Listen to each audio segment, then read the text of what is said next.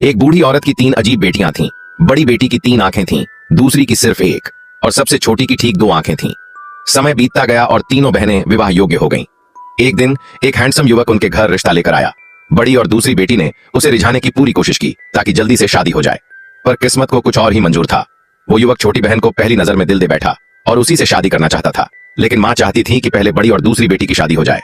यहां तक कि उसने कहा कि अगर एक को दूल्हा मिल गया तो दूसरी को मुफ्त में साथ भेज देना भी चलेगा। आखिर 2 मिलकर 4 आंखें जो हो जाती हैं। युवक को यह सब पसंद नहीं आया और वह वहां से चला गया। बड़ी और दूसरी बेटी ने इसका दोष छोटी बहन पर डाल दिया और सोचने लगी कि उसी की वजह से उनका रिश्ता नहीं हुआ। इसके बाद उन्होंने छोटी बहन को तंग करना शुरू कर दिया। उसे अकेले बकरियां चराने भेजती और खाना भी नहीं देती थीं। छोटी बहन बहुत दुखी हो गई। जब वह आंसू बहा रही थी तभी एक बकरी ने अचानक उससे बात की। बकरी ने पूछा, तू क्यों रो रही है? लड़की ने पूरी कहानी बकरी को सुना दी। मैंने कुछ गलत नहीं किया, फिर भी ये लोग मुझसे नफरत करते हैं और मुझे खाना भी नहीं देते। बकरी को उस पर दया आई और उसने एक जादुई मंत्र बताया। अगर लड़की भूखी हो तो कहना, प्यारी बकरी जरा जल्दी से टेबल सजा दो। तभी उसके सामने खाने से भरी एक मेज आ जाएगी और खाने के बाद कहना, प्यारी बकरी टेबल हटा दो ताकि कोई राज न जान पाए।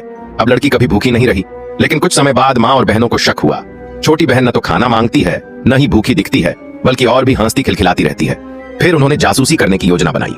पहले दिन दूसरी बेटी उसके साथ गई, लेकिन बहन की गोद में सिर रखकर जासूसी करते करते खुद ही सो गई।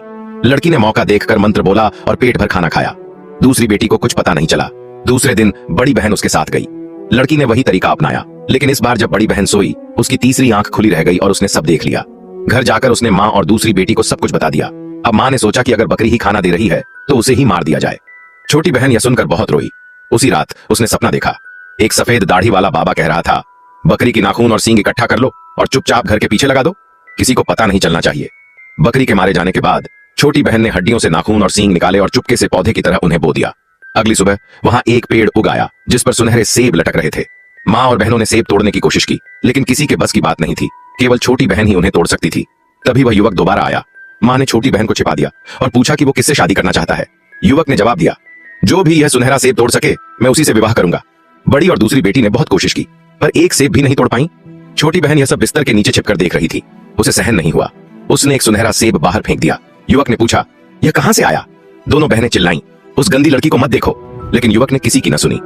जमीन पर झुककर उसने बिस्तर के नीचे से लड़की को निकाला और कहा, मैं शादी करूंगा तो बस इसी से। अंत में वे दोनों इस बुरे घर को छोड़कर चल दिए और एक नई जिंदगी की शुरुआत की।